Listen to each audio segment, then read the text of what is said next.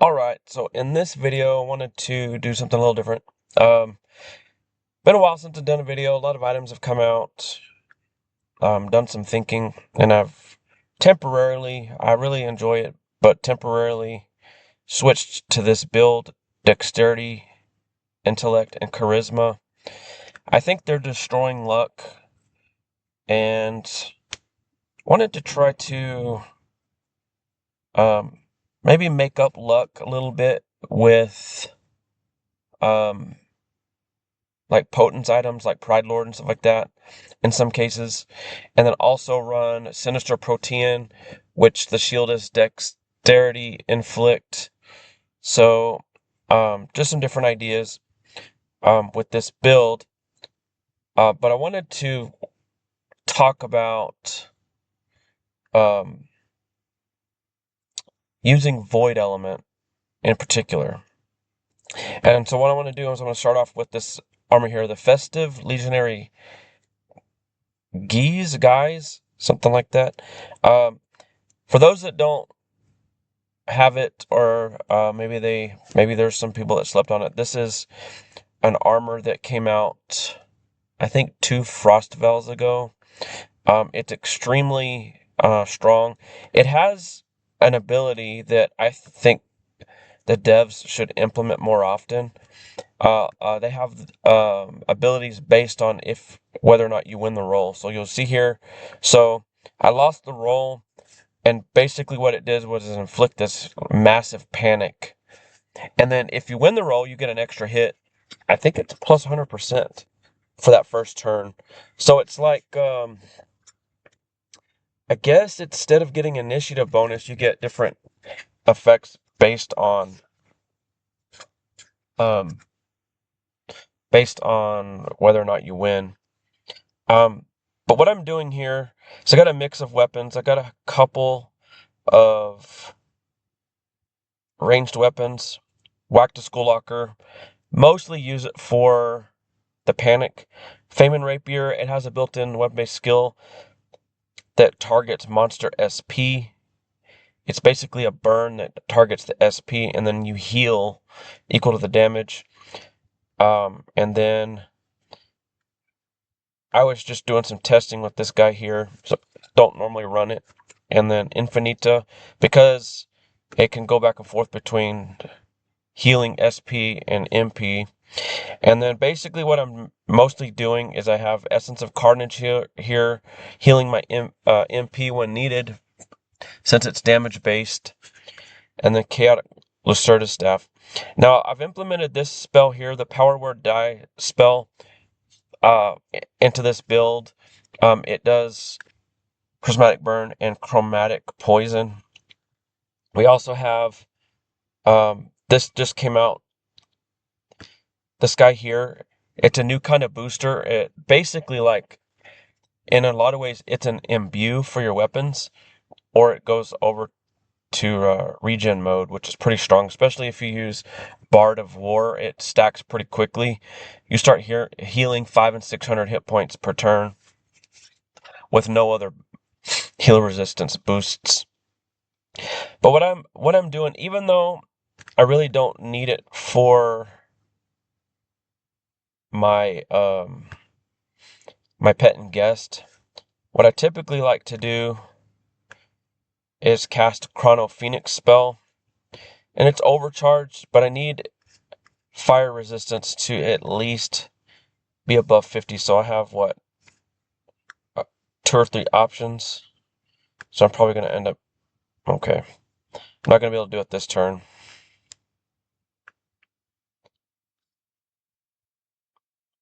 But it should be fine. So basically what I'm doing, this armor, if you remember, so you have your Ellie lock here, and then you can eat panic, and that's why I'm running so much panic stuff here. You eat panic to do an extra hit. I think the extra hit is 150% melee, if I'm not mistaken. I'm trying to remember. I think they combine a couple effects to get to 150%, but basically what I'm going to do is use Cataclysm. And one of the things that I'm going to do is this Reflective Mirror Vordred. misc, and it's just going to inflict a burn. If you cast a spell, it'll inflict a burn based on the element of the spell. If you use the attack button, the element of the weapon. Now, if you imbue your weapon, it will actually change to inflict a burn of the element of that weapon. So if you're looking at the shield that I'm wielding, you can see where I'm going with this. I have run some tests. It is, in fact, real void. It's double damage. This is a ultra rare golden gift box. I guess this one is the light version. I think there's two. There's one for ice. So you can click over and you get your 12.5 heal resistance and 10 blocking. And then you come back over to this, and then it's light resistance, or the ice version on the ice case. A power 2 for 2 turn burn. So I'm going to do Chrono Phoenix overcharged, so it's 900 and something MP, but it gives me another turn immediately. But what I'm going to do now, since I inflicted this panic here, actually it wasn't a very big panic. This can go up to a plus 100%. Looks like it got me there this time. I think this extra hit, I think this is adding 150 or 100%, but I think I vaguely remember seeing something in the info subs, unless it was a typo, something about 150% in value. But what I'm going to do next is, so I'm trying to get to Void, but this power word dice spell here, it's a status bomb. It's just like Word Flame. And by the way, there is now a Wind and Earth version of Word Flame. It's exact clones. But the first token hit is for Prismatic Burn, and the other token hit is for Chromatic Poison. Now, Chromatic Poison is probably, in my opinion, the best version of poison to eat for Void Forge, because it'll target a random resistance. If you look at this monster spread, and this is a perfect monster to illustrate, you have Earth at 0.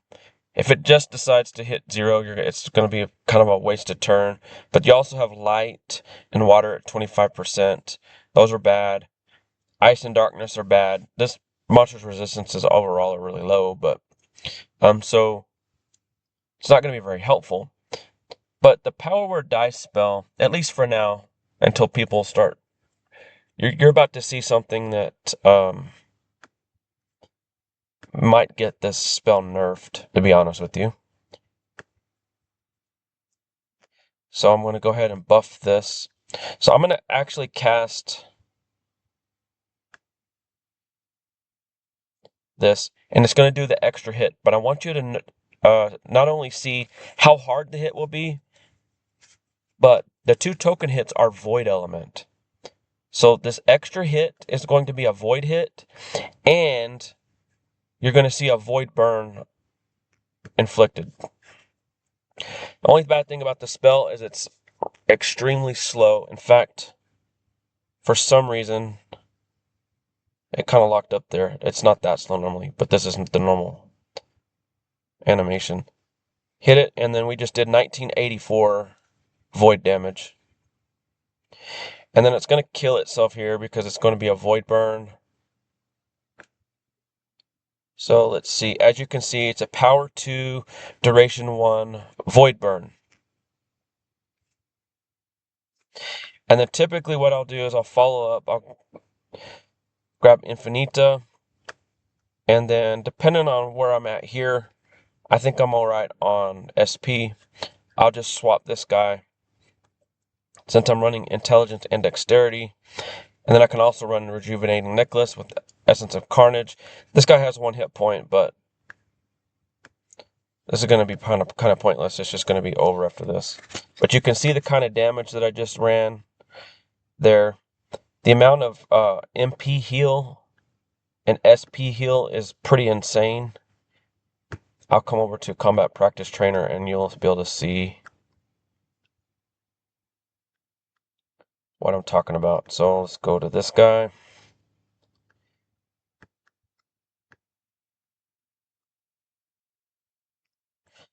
I guess I'll go ahead and do this on the front side. Spend my 900 something MP. And then I'm going to go ahead and eat my panic, and then I'll cast.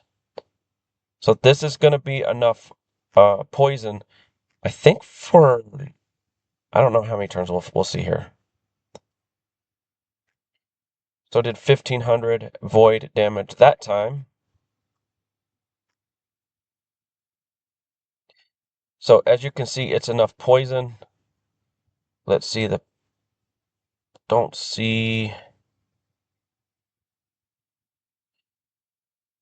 So in this case, I guess because we had void from Cataclysm, and then we had void from the Misk, we ended up with a 4.78 power void burn. Basically, that's equivalent to a 9 point or a 10 point, 5, 6 burn versus 100% resistance. So again, I'm just going to use the ranged version of Infinita. Let's see, just have some left there. So I want you to watch my resource bars here. Full heal, 2 bars. I did an 1894 MP heal, and I didn't even use rejuvenating necklace. And then, assuming the monster lived, then it would be the void poison, and I would then heal hit points right there. So this is an extremely void-centric playstyle where I'm using damage-based heals there to heal up my MP and SP. So now I want to move on to something that just came out yesterday or the day before. I guess it was super late Saturday my time. So we're talking about the Jester Masquerade. I kind of think that this armor actually is better than this one. I need to wait to see for the bugs to be fixed on the Fool's Dance. The art on this one's very nice. I'll show you the art. Pretty cool.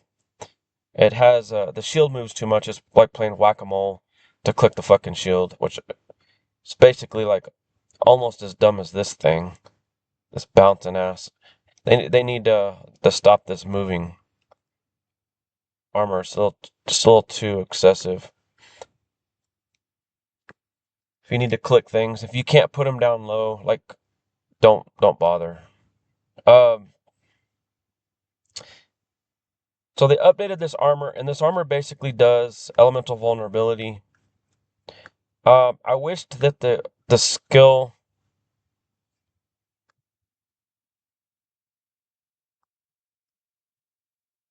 could be better, but at the end of the day, it's weapon based.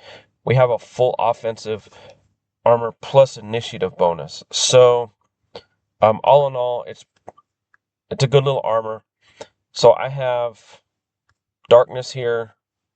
So I'm going to show you. It's a 4-hit skill. It's overcharged, so it's 578 SP, but it's not LE locked. It's locked to the element of the weapon.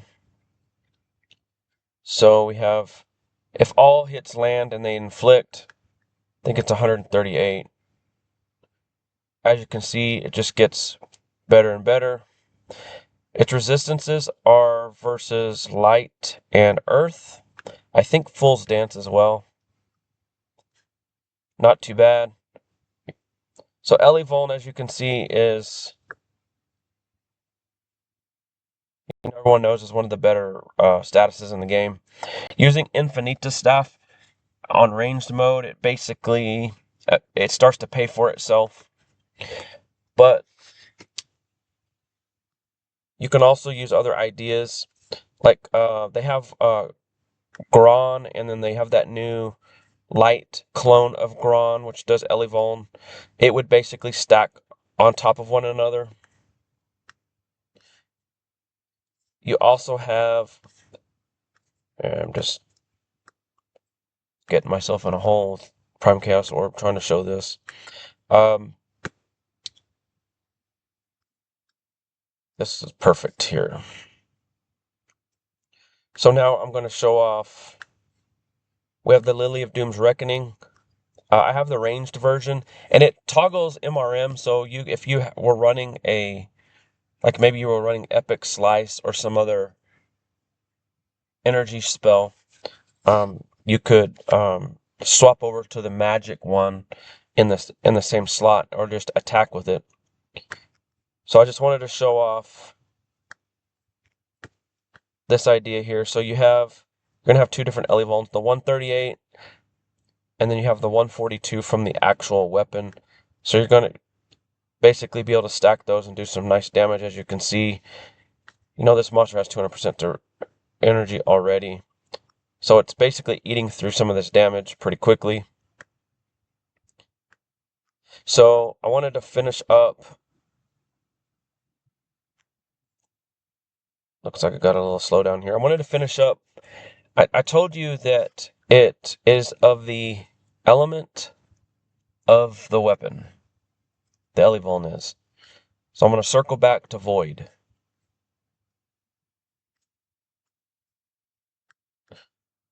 So in this case, I'm going to use Chaotic Lucerda Staff. Make sure that guy's toggled on.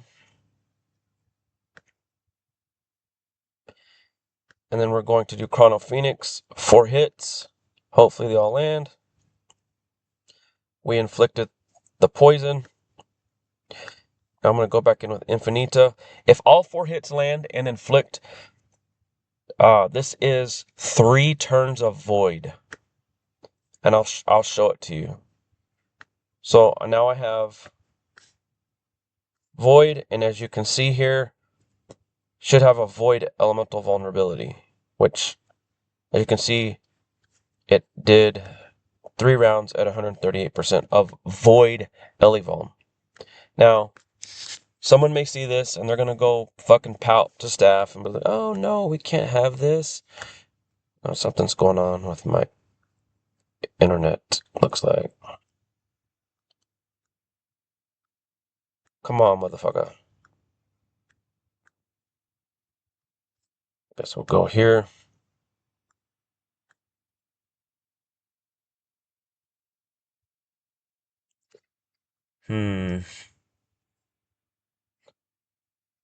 Not sure exactly.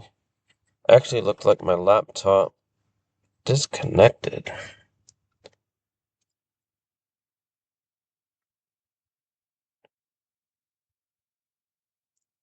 Hang on, I'm trying to troubleshoot this.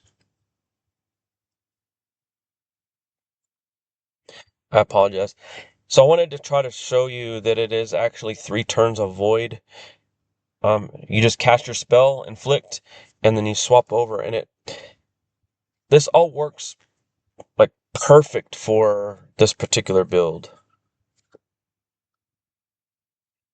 Alright, it might be fixed. There we go. Alright, I'm actually going to just go to Practice Trainer just because it has so many hit points. I can show that it is actually 3 turns of Void Forge. And it's infinite because of Infinita, which I think is why it was named that way.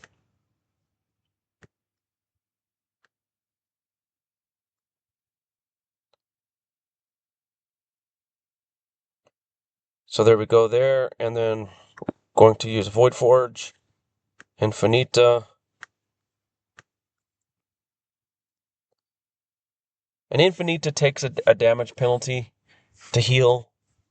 Some people may not like that. I would rather just sustain on resources. So as you can see, we have a 3-round, 138% Void Elevon. So there's turn 1. Here's turn 2. 166.5. And see, you have to remember that this Void Forge Corruption is a Void Poison healing equal to the damage dealt.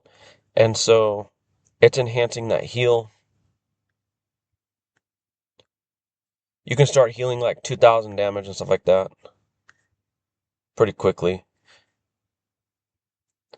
So basically, it's 3 turns of void off of 1 spell cast, and you immediately get to attack. So I just showed you the Mist does void based on it can change the burn to void. Jester armor does void. Elevon and the Festive Guy's armor does that extra hit in void. Also, all of these armors here, what are they called? Typhoon shards. They all inflict. So you have what? Dark, water, ice. There might be a 4th one, wind, I think.